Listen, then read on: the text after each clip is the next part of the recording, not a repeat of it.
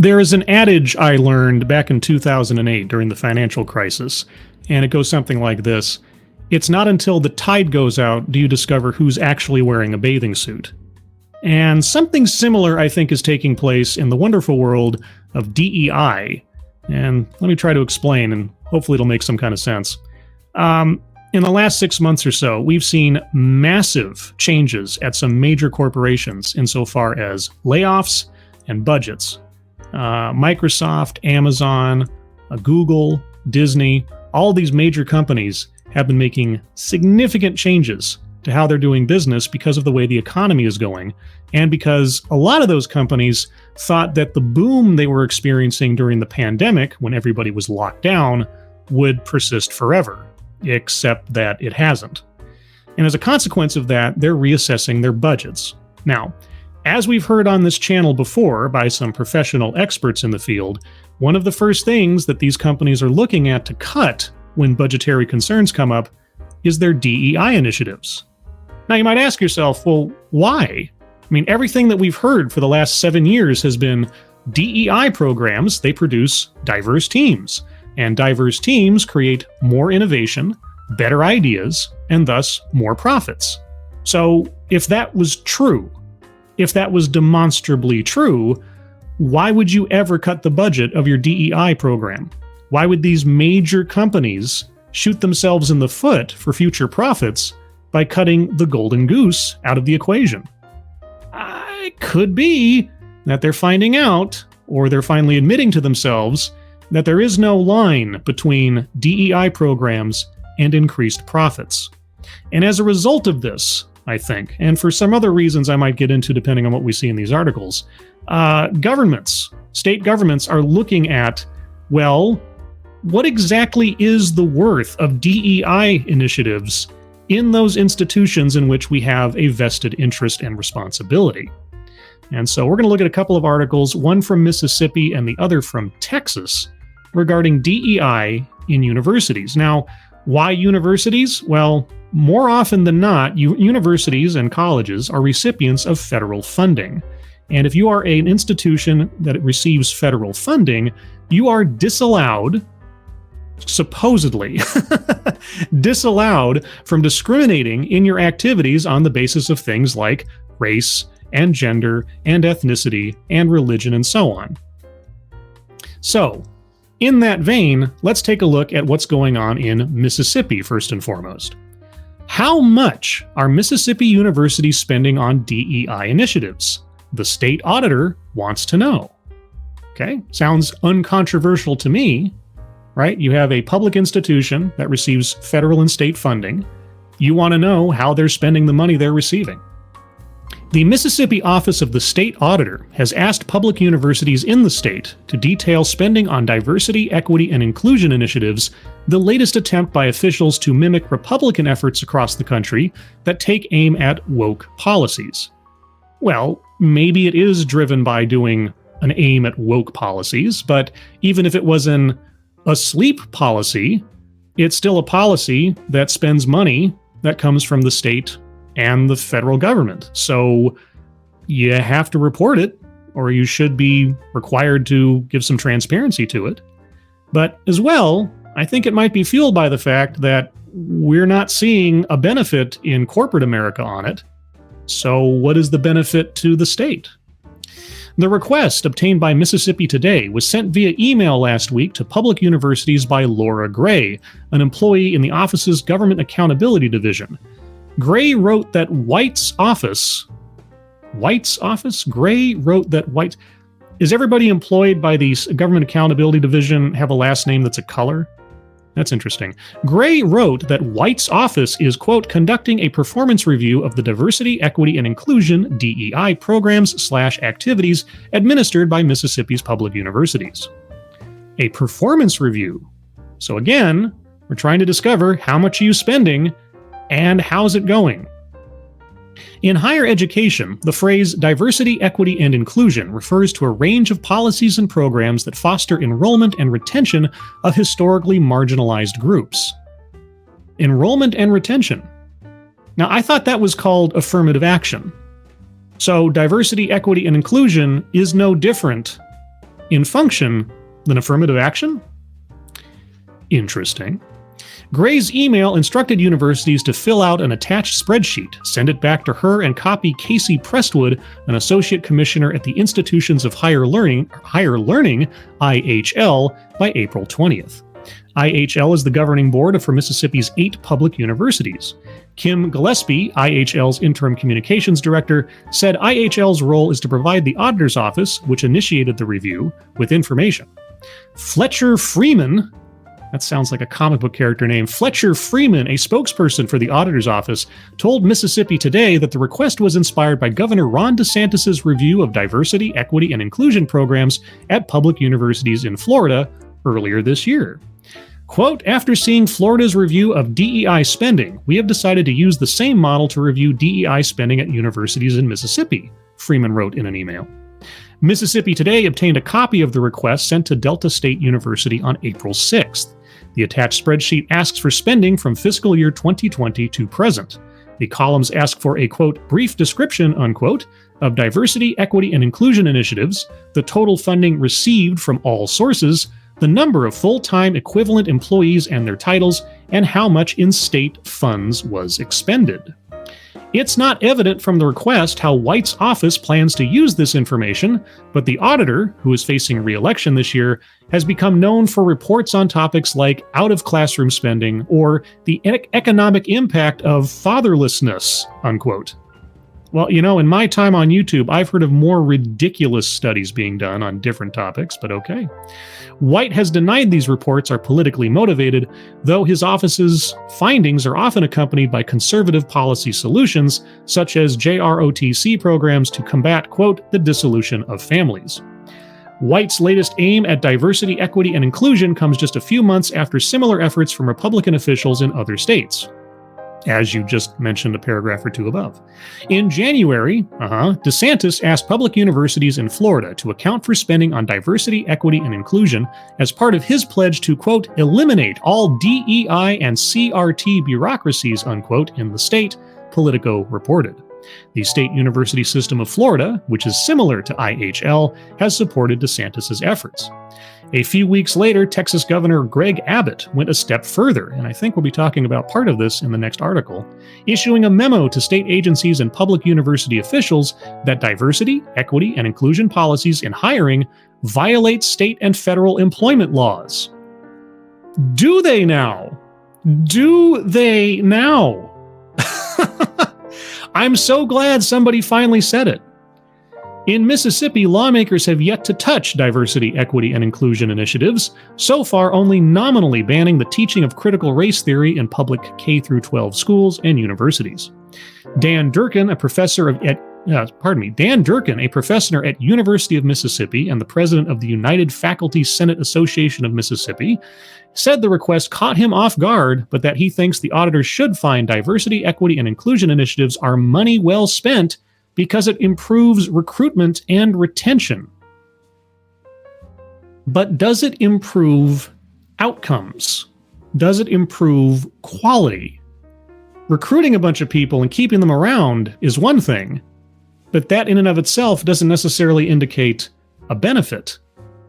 As far as I'm concerned anyway. Quote, in Mississippi, it's particularly important, and with our university's history, I think that it makes it even more important in our mission to reach out to African American students, Durkin said. We want to bring students here, but we want to make sure that they feel at home while they're here and that they feel supported, unquote. So one specific race is your concern, is it? Good to know. All right. That speaks to a lot more than I think you might have understood when you said it. Durkin added that he had recently spoken to Chancellor Glenn Boyce about diversity, equity, and inclusion initiatives, and that Boyce was supportive of the initiatives.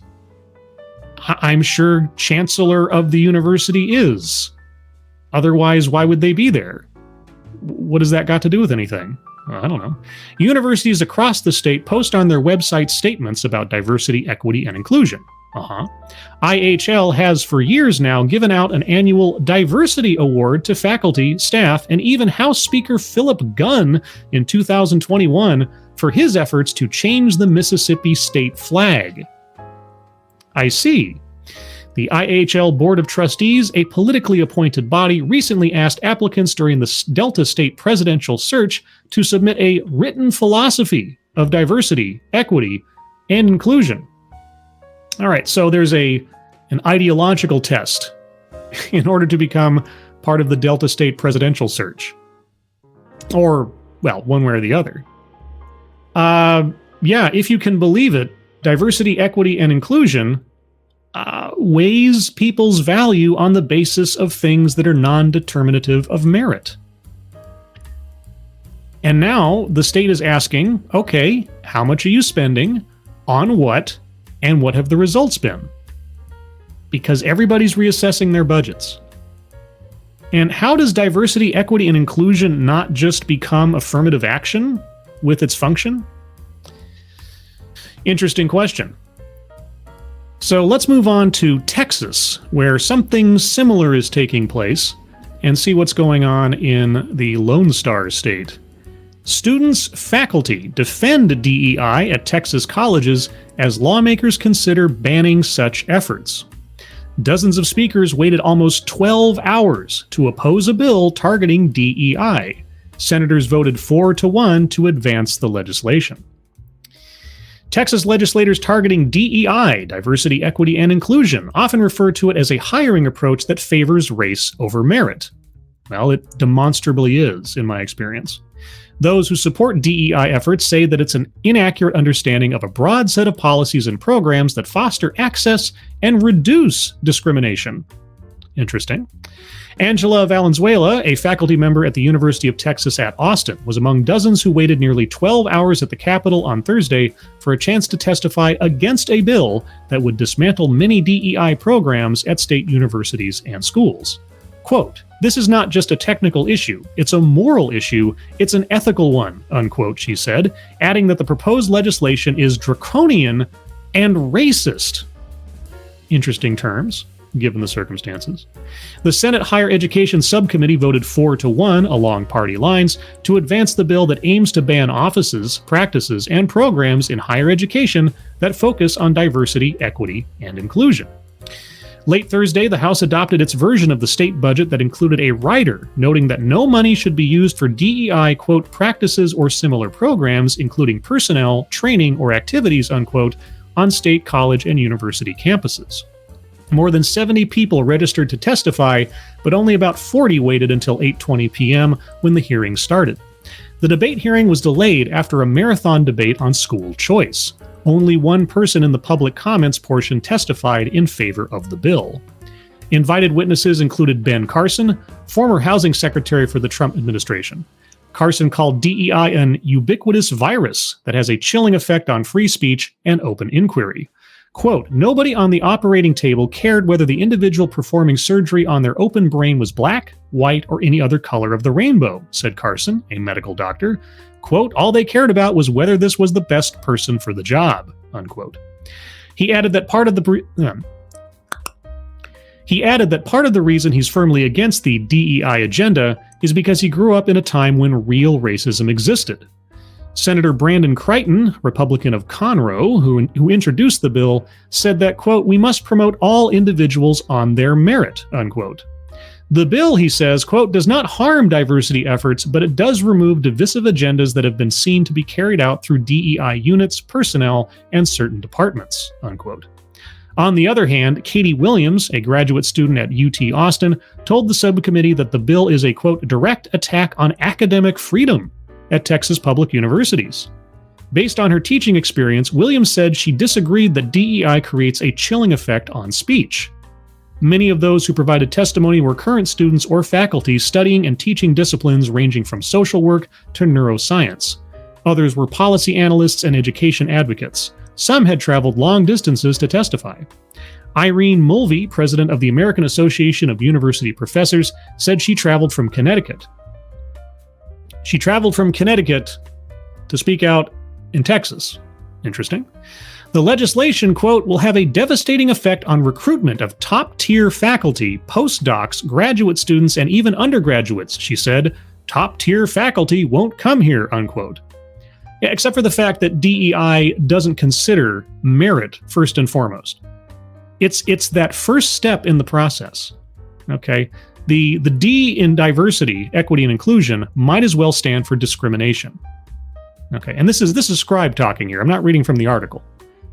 In my experience, in listening to all the consultants and advocates and officers from companies and organizations for 7 years, DEI is dependent, first and foremost, on discriminating people on the basis of their race, their gender, or their orientation primarily. That's the first and foremost element. They say now without any hesitation about their gender quotas, their racial demographic quotas, and so on.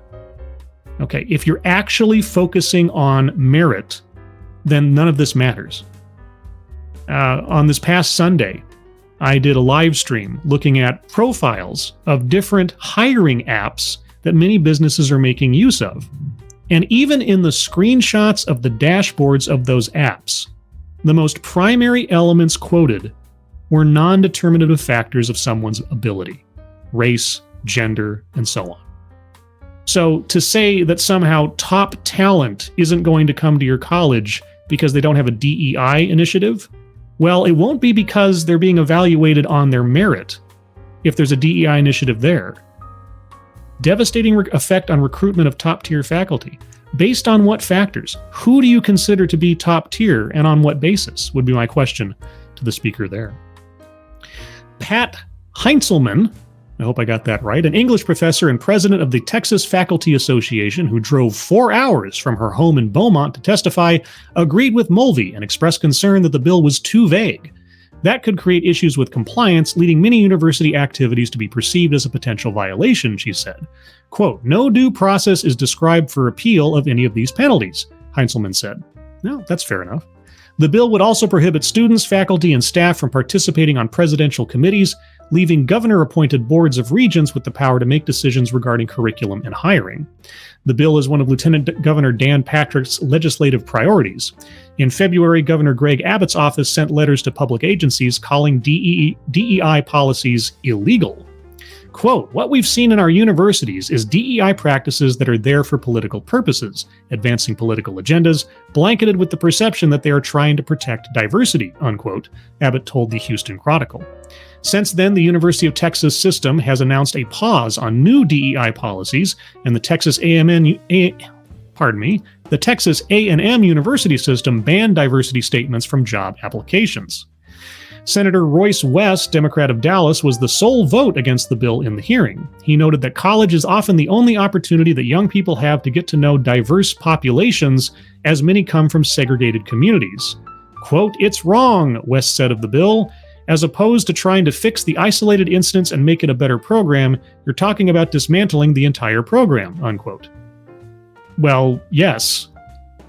It's the only opportunity for young people to have to know diverse population. So the only utility to DEI programs is that people are going to show up to college and see people that look different from what they do. That's it. Okay, again, where's the merit? How does this not fly right in the face of the Civil Rights Act of 1964, the education amendments therein, and state law? I don't know. Now the bill advances in the Senate for further debate. This year alone, 16 other states have introduced bills aimed at dismantling DEI efforts. No bill has been passed yet. Okay, so here's my other thought on this and what might be driving this. There's two forces at work here, as far as I'm concerned. Or at least, two primary forces. One, as I said at the top, major companies that have been promoting and using DEI initiatives for years and years and years are starting to cut those budgets, which tends to fly in the face of the belief that DEI programs are inherently beneficial all the time, forever. That's one thing. Secondly, you have the Supreme Court of the United States soon to make a decision on affirmative action in colleges and universities. Now, I've talked about this before, and I'll likely talk about it again. Late last year, the Supreme Court heard oral arguments on a question of the constitutionality of affirmative action, as specifically relates to a case or a couple of cases wherein Asian students were discriminated against in applications and admissions for colleges and specifically Harvard. And if you listen to the oral arguments, and I did listen to a good portion of them, and you listen specifically to the lawyers speaking in defense of affirmative action, you could be forgiven for thinking that you were listening to a DEI official at a major company explaining the benefits, advantages, and need of a DEI program. There really is, and the first article intimated this as well. Fundamentally speaking, philosophically speaking, there is no difference between what affirmative action means to do in colleges and what DEI means to do in the private sector. They are effectively one and the same. The arguments are effectively one and the same.